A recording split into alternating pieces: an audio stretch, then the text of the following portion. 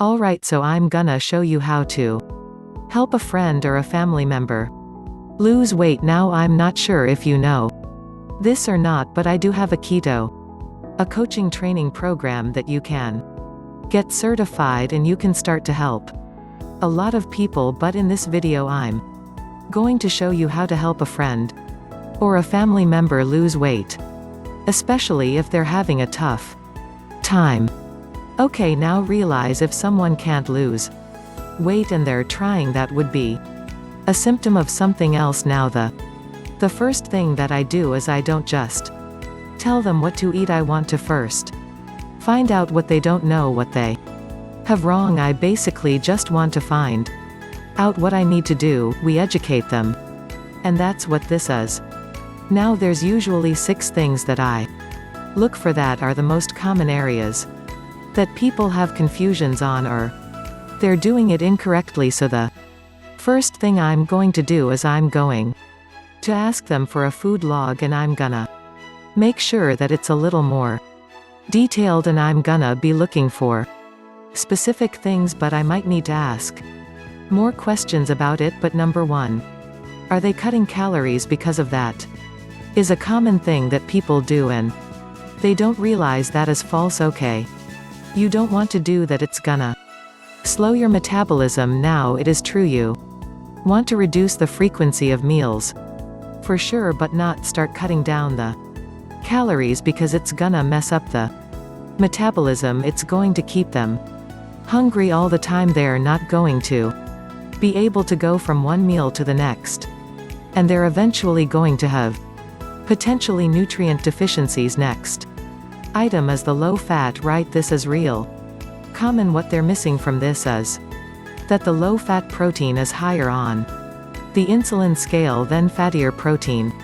And what does that mean? It means that the more a food triggers insulin, the less weight they're gonna lose. So they probably don't know the specific effects from different foods on insulin, and they definitely don't know that fat has the least effect on insulin. So that's another thing that'll look at the number 3. I want to find it if they have cravings, if they're hungry all the time. And I'm gonna look basically at if they're doing a high carb diet, and right there I know for a fact that they are missing the most vital thing about trying to lose weight, and the most important thing, especially if you have a stubborn slow metabolism, and that is this: in the presence of too much insulin, you can't burn fat. Insulin is a fat storing hormone, and carbs raise it. So if their carbs are too high, they're not going to lose weight. And by the way, this is the most important thing that you're gonna educate them about. Number 4, and I hear this a lot: either they're doing the treadmill, they're doing the bike, the stationary bike for 45 minutes, or they're monitoring their steps on a pedometer. Maybe they did 10,000 steps. Right, and they're drinking a lot of water, and they're just so frustrated. It's not working well. I know they're focusing on the stuff that just is not going to make a difference. In fact, exercise by itself only gives the person roughly about 15% of the results. Okay, not much. 85% is diet. So they're putting all this energy on this, but they're missing the important stuff. And this is why they're frustrated, because they're not able to differentiate or tell the difference between the important or the trivial.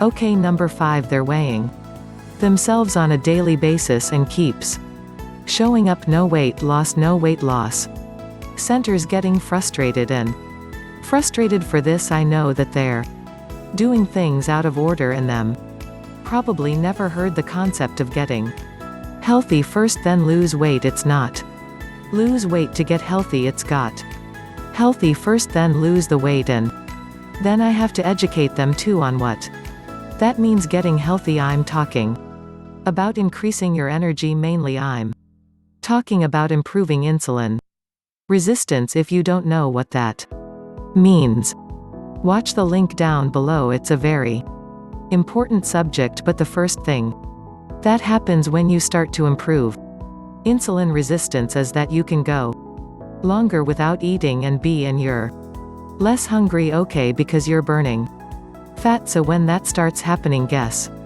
what that means? It's working, you're getting healthy.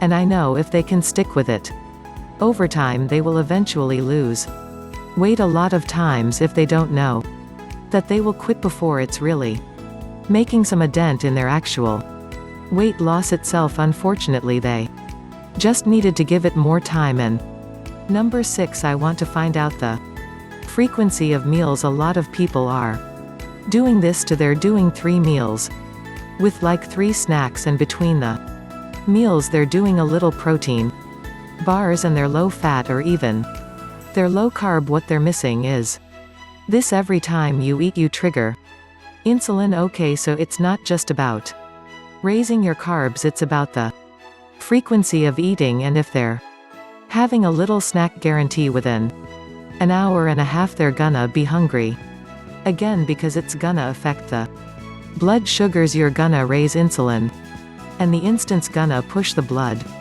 sugar down. Now you have low blood sugar, so they just are missing this day down in a minute. Fasting, how powerful this is and how beneficial this is to improve insulin resistance. Okay, so then I would, once I evaluate all this, then I'll just go through and educate them on these points, and very simply now they have the basics to be successful. Alright, go ahead and try this and let me know how it works in the comment section below. So if you want more knowledge on how to create a healthy body, subscribe now and get daily notifications.